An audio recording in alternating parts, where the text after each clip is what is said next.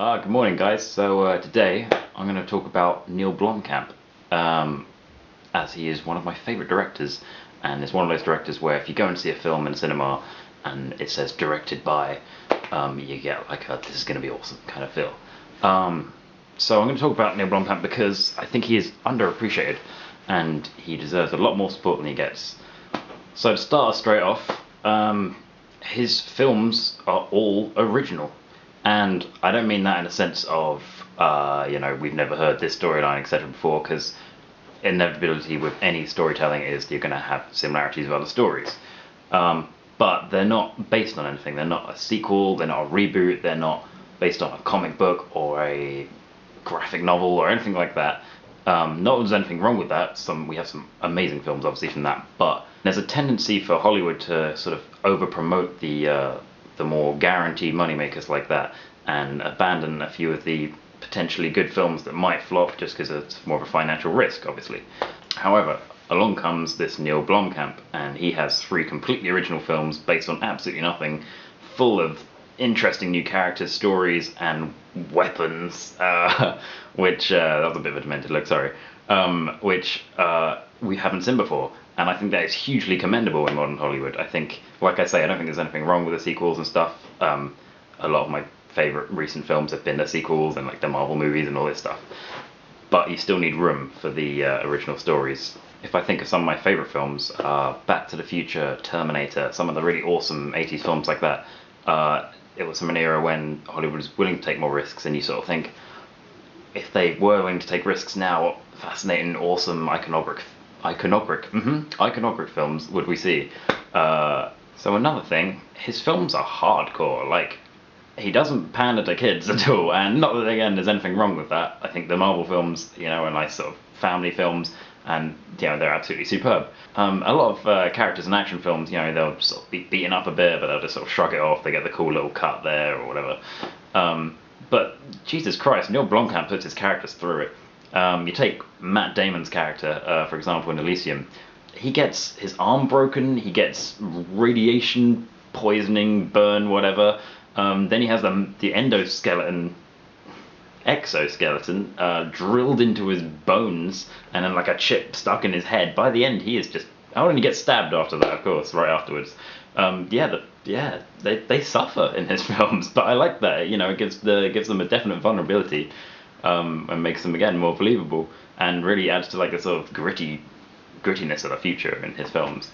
As far as direction goes, he's not quite a Spielberg, admittedly, but he still definitely has an eye for action scenes, and he also knows how to use the camera to reflect the story, to emphasize certain things. For example, in Elysium, all the shots that are actually on Elysium are all sort of smooth, very almost like advert-like sort of panning shots, very like, ooh, very nice. And then you go down to the sort of future, the Earth that is suffering and gritty, and there's a lot of contrast in the shots and a lot of handheld, which serves to obviously reflect the difference between the two, the rich and poor divide there. The iconography in his films is absolutely awesome, I think. He's got like the weapon design, the creature design, everything in there is, it's like, you can tell this is a guy who tries to get how stuff works, if you see what I mean. So everything in the films has a design which is very thoroughly thought through, almost like in an engineering kind of way. The designs of everything in the films have function. They're not it's not like, oh, we need a space gun here, so here's just a gun with some little, lights and crap on it. Take the arc generator, for example. You can see it has the gas tanks, it's got these little arms that go all the way along it, and it's got switches and dials, and everything there serves a hypothetical function for that science fiction world, as it were, to make it more realistic. And I think that is really cool. I think that shows huge attention to detail and care for the film that he's making.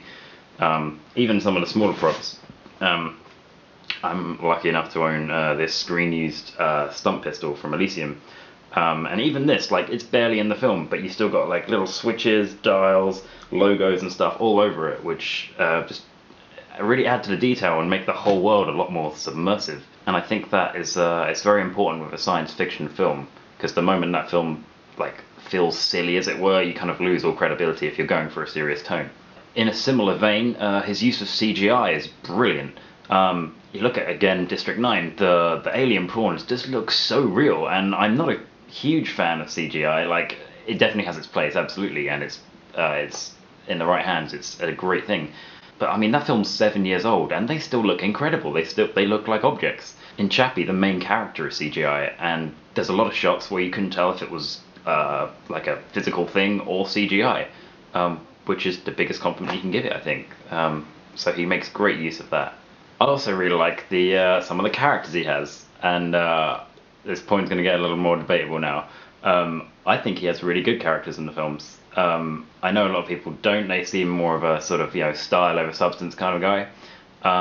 But you take Vickers from District 9. I think he has a really good character arc. Like at the start, he's not like a bad guy. He's just a bit uneducated and thick, which makes him prejudiced against the aliens. He sort of like enjoys the sounds of the eggs popping and stuff. And it's not because he's a bad guy. It's just because he's just like, oh, they're just stupid prawns. But then you see his character arc throughout, and by the end, he's having to team up, and he's learning that these are real people. They've got little kids. And it doesn't hit you over the head with it. It's not just like aliens good, predators bad. It's subtly done. Unlike that point, I've realised a lot of my points are about District 9. So I'm going to try and back up Elysium and Chappie now as well. So Chappie, this film divided a lot of people. It got a lot of hostility when it came out, and I wasn't entirely sure as to why. A main sort of complaint seemed to be that the D'Antwoord characters were really annoying, and I personally didn't find him annoying, but that's fair enough, and I can see how that would taint the film. But a lot of reviewers seemed to just switch everything into the film to being negative, which was really odd. Personally, I absolutely loved this film. It seemed like someone just reached into my subconscious, pulled out a film, and then showed it to me, because I loved everything about it. So we'll stick with character arcs. So I think the character arcs in this are actually really good. So you've got obviously Chappie. Again, a lot of people seem to think, oh, another generic evil robot film. But that's the point. He's not an evil robot. He's like a misguided robot, which is absolutely intriguing. I'd never seen that done before.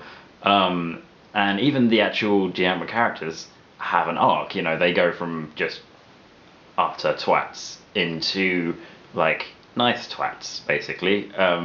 They learn the value of family and how exploiting Chappie is not the right thing to do, even though through most of the film they think that by the end they're one messed up little happy family, and I think that's really cool. As far as design goes for Chappie, I think the actual robot is a great design, because a lot of films have these, like, I don't know why, but it really annoys me. They have the robots with like the CGI lips, robots with lips, full stop.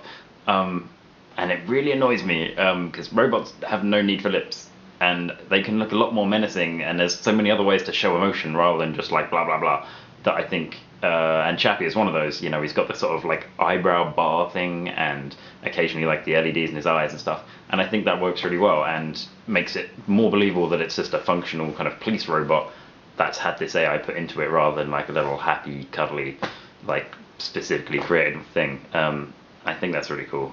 Overall, I just think this is a director who has huge potential still. Everything he's made so far, he obviously really cares about. There's so much attention to detail and care that's gone into it, and I think that is the way you get truly good films. So I think that should be encouraged. So what are your opinions on Neill Blomkamp? Do you love him? Do you hate him? Do you think my points are valid? Do you think they're bullshit? Just let me know in the comments if you want to. And thanks for watching. I've got a list of future videos to do. I might not have any time, as I'm now currently moving flat and planning a wedding, but hopefully I'll still get some videos up every now and then. Thanks for watching, guys.